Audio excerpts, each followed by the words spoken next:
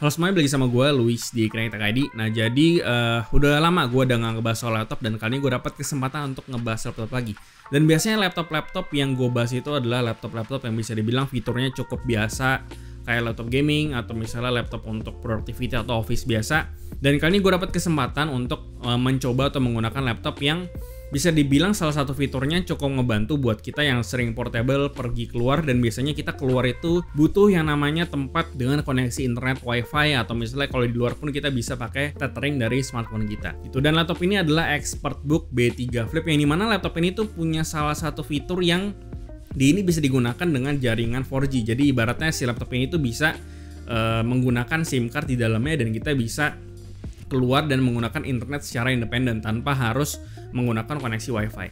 Dan sebenarnya sebelum laptop ini tuh sebelumnya mungkin udah ada laptop yang bisa menggunakan jaringan 4G itu, cuman ini bisa dibilang adalah pertama kalinya gue mencoba laptop ini secara langsung gitu ya. Dan biasanya karena kalau misalkan gue kerja di luar itu tuh gue biasanya bergantung banget sama smartphone, atau gue biasanya pakai tablet, karena tablet itu kan biasanya bisa pakai SIM card. Dan di laptop ini tuh juga ada beberapa fitur yang mungkin bisa menunjang dari sisi portabilitas yang nanti akan gue bahas. Laptop ini harganya bisa dibilang cukup bervariasi. Untuk yang versi tanpa jaringan 4G, karena kebetulan ada juga, itu harganya sekitar start dari 14 jutaan. Lalu untuk yang versi 4G-nya dia di harga start dari 15 jutaan. Gitu ya. Dan kebetulan unit yang gue terima ini dia menggunakan CPU Intel Core i7 1165G7, yang dimana IGP-nya menggunakan Intel Iris X. Lalu selain itu untuk RAM-nya sendiri dia pakai 8GB DDR4 3200 MHz. Lalu untuk storage-nya, yang unit yang gue pegang ini dia pakai storage sebesar 256GB SSD PCIe Gen 3. Dan untuk lebih jelasnya lagi soal spesifikasi, SKU dan segala macam, nanti akan gue bantu kasih link di deskripsi. Kalau secara fisik, karena gue baru pertama kali pegang ExpertBook ini, jadi memang kelihatannya itu kelihatan lebih besar dan juga lebih tebal dibandingkan dengan VivoBook ataupun ZenBook yang mungkin gue lebih familiar. Cuman meskipun begitu, tapi dia ini bobotnya masih di bawah 2 kg, atau lebih tepatnya sekitar 1,6 kg. Jadi sebenarnya secara berat itu masih lebih ringan dibandingkan dengan laptop gaming yang biasanya suka kalian temuin. Terus laptop ini tuh screen to body rasionya 80%, cuman seinget gue bezelnya ini nggak setipis kayak yang ada di line-up ZenBook ataupun VivoBook S14 yang waktu itu pernah gue coba pegang. Gitu. Cuman kembali lagi untuk masalah bezel dan desain ini kembali lagi ke selera atau preferensi. Oke, mungkin yang pertama gue akan bahas soal fitur yang menariknya dulu sebelum ke detail yang lainnya. Jadi laptop ini tuh dia bisa convertible, jadi kalian bisa pakai di 10 mode, bisa dipakai di mode flip juga bisa, jadi full kayak tablet. Dan oleh karena itu juga laptop ini tuh udah touchscreen dan include sama stylus gitu ya. Dan jadi buat kalian yang mungkin suka kerja, sekolah segala macam, kalian bisa lakukan handwriting di laptop ini. Dan kalau kalian enak desain, kalian juga bisa langsung gambar di laptopnya ini. Dan enaknya di laptop ini tuh kita bisa nyimpen si stylusnya ini di kompartemen yang ada di bawah laptopnya gitu. Dan kompartemen ini juga bisa berfungsi sebagai tempat ngecas si stylusnya. Dan kebetulan karena di sini gue bukan anak yang bisa gambar, jadi gue belum bisa ngetes untuk baterainya kurang lebih sekuat apa. Cuman kalau menurut Asus ini bisa tahan kurang lebih sekitar 45 menit dan cuman perlu ngecas sekitar 15 detik, jadi cukup cepat. Dan buat gue yang tidak bisa gambar atau mungkin gue cuman pakai laptop ini buat nulis-nulis dan segala macam, menurut gue si stylusnya ini cukup responsif gitu ya. Cuman perlu diingat, kembali lagi gue bisa bilang ini adalah pendapat orang awam. Paling komplain gue itu cuman waktu dipakai di 10 mode gitu. Jadi di bagian atas laptopnya sama di bagian bawah keyboardnya itu dia nggak ada rubber fit sama sekali. Jadi kalau misalkan kalian pakai di mode 10 mode itu bakal gampang banget kegeser, apalagi kalau misalkan mejanya itu permukaannya rata atau licin gitu. Cuman kalau misalkan kalian pakai di mode keyboard yang menghadap ke meja itu nggak ada masalah, karena di bagian keyboardnya itu dia ada kayak semacam rubber fit. Terus uniknya di sini tuh ada dua webcam yang ada di laptopnya gitu. Jadi yang pertama itu seperti biasa ada di atas layar, dan satu lagi ada di atas keyboardnya. Yang pertama gue pikir ini agak nggak masuk akal, cuman setelah gue coba lipat si laptopnya, dia ini ternyata fungsinya bisa jadi kamera belakang kayak di HP.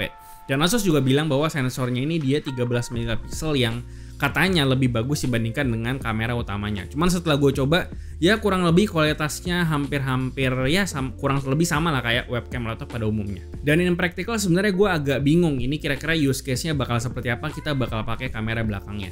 Gitu. Cuman ya mungkin ini bisa dipakai kalau kalian mungkin lagi kerja terus kalian urgent butuh foto, atau kalian sekolah juga perlu buru-buru foto pakai laptop ini, mungkin ya itu bisa juga gitu. Cuman sebenarnya kalau gue bayangin kayaknya agak ribet juga sih foto pakai device segede itu. Mendingan foto pakai HP kayaknya lebih gampang. Selain itu webcam utamanya itu bisa ditutup dengan cara digeser kayak gini biar lebih privacy. Untuk kelengkapan I/O-nya juga udah cukup lengkap. Di sini ada satu USB 2 Type A, terus ada USB 3.2 Gen 1 Type A, terus ada 2 Thunderbolt 4 yang dimana support sama power delivery sama monitor juga. Jadi kalau misalkan kalian pengen pakai Thunderbolt ini untuk sebagai tempat nge-charge, pakai power bank, pakai storage yang kenceng, kalian pengen colok ke monitor, ini bisa di sini. Selain itu ada satu HDMI 2, lalu selain itu ada combo audio jack 3,5, terus ada Ethernet port juga kalau kalian pengen pakai laptop ini di modelan. Terus ada satu slot untuk masukin SIM card dan ada tombol dedicated untuk volume up dan juga volume down. Selanjutnya buat koneksi 4G-nya sendiri, gue di sini coba pakai kartu Telkomsel yang gue pakai biasanya gitu ya, dan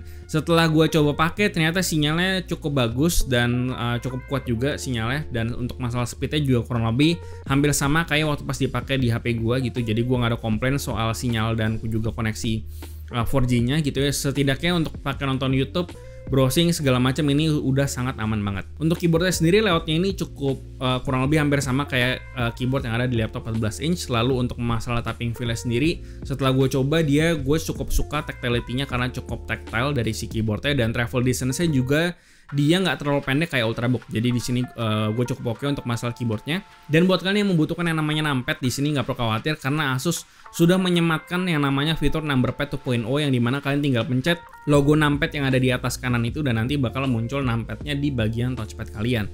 Jadi kalian tinggal nyalain atau matiin si numberpad-nya kalau misalnya kalian membutuhkan. Nah selain itu untuk si numberpad sendiri di sini gue paling cukup keganggu karena pas gue lagi ngetik-ngetik gitu ya, pas lagi scripting segala macam, kadang-kadang tuh si numberpad-nya suka kepencet sendiri, jadi agak annoying aja.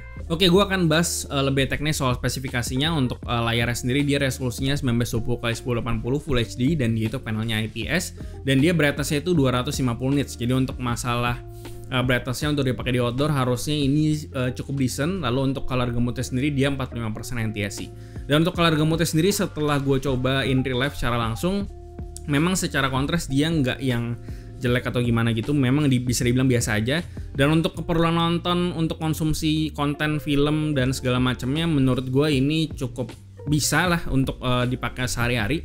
Cuman kalau misalnya kalian membutuhkan akurasi warna kayak kalian kerja kayak video editing atau foto segala macam, mungkin selama tidak demanding banget harusnya ini masih bisa. Cuma kalau kalian udah profesional banget, gue rasa kalian bakal membutuhkan monitor kedua atau memang mencari laptop yang memang ditujukan untuk itu. Untuk baterai sendiri dia kapasitasnya 50 Wh dan setelah gue coba itu dari 100 ke 20% itu makan waktu sekitar 10 jaman dengan mode base power efficiency. Jadi untuk masalah baterai di sini gue nggak ada masalah. Terus untuk performanya seperti apa gitu untuk penggunaan real life kayak browsing, nonton YouTube dan segala macam, gue juga pernah coba untuk buka Photoshop, AI untuk bikin thumbnail, itu gue nggak pernah ketemu yang namanya kendala sama sekali. Untuk nge-lag segala macam juga udah nggak ada. Jadi untuk multitasking, konfigurasi RAM dan juga storage dan juga prosesor yang dipakai si i7 1165G7 ini nggak ada masalah sama sekali. Dan gue juga dulu sebelumnya udah pernah ketemu sama i7 1165G7 juga di laptop yang lain dan kurang lebih performanya ya tidak ada masalahnya juga kalau misalnya dipakai untuk light work. Nah, selain itu kalau misalnya kalian penasaran sama performa benchmark sintetisnya, ini akan gue tampilkan chartnya. Kayak misalnya lihat kurang lebih seperti ini untuk Cinebench dan juga 3D Mark gitu kan, bisa lihat sendiri performa seperti apa. Dan berhubung ini bukan laptop gaming, jadi gue tidak ngetes untuk gaming. Itu cuman untuk game-game yang ringan-ringan banget ini harusnya masih bisa. Oke, untuk kesimpulannya laptop ini memang ditargetkan buat orang-orang yang mungkin sangat portable banget gitu ya. Butuh pakai laptop di mana aja dan mungkin sebelumnya sangat bergantung banget sama tempat yang ada wifi-nya gitu ya. Dan memang kita bisa akui bahwa tidak semua tempat ada wifi-nya dan wifi-nya bisa diandalkan. Jadi setidaknya dengan adanya sinyal 4G ini tuh bisa ngebantu kita biar lebih secure juga kalau misalnya memang lagi urgent atau memang butuh ke suatu tempat yang memang nggak ada sinyal wifi-nya segala macam, itu bisa pakai koneksi 4G sendiri gitu tanpa harus bergantung sama internet, wifi dan segala macamnya. Nah, selain itu untuk fitur-fitur yang lain kayak convertible dan juga bisa pakai stylus, menurut gue ini adalah salah satu fitur yang cukup menunjang juga buat portabilitas. Kalau kalian suka kerja di luar, pengen bikin note, pengen ngegambar juga di luar, ini bisa banget dipakai di laptop ini. Dan paling untuk masalah harga sendiri, karena range SKU-nya cukup banyak dari yang 4G sampai yang tidak 4G itu ada, jadi menurut gue ya laptop ini mungkin bisa kalian lirik. Kalau misalkan memang use case kalian sebelumnya kalian pakai laptop dan kalian terkendala sama koneksi wifi yang tidak ada di semua tempat, dan gue rasa laptop ini bisa jadi pilihan buat kalian. Dan ya, gue rasa itu aja yang bisa gue bahas soal Asus ExpertBook B3 Flip ini. Dan seperti biasa, kasih tau gimana pendapat kalian di kolom komentar di bawah, like dan share jika bermanfaat. Lalu follow semua sosial media kami di Facebook dan juga Instagram, lalu join komunitas kami juga di Discord dan juga line open chat, semua linknya ada di deskripsi. Yang terakhir, jangan lupa untuk subscribe. Gue Luis dari Krengi Tech ID, sampai jumpa di video berikutnya.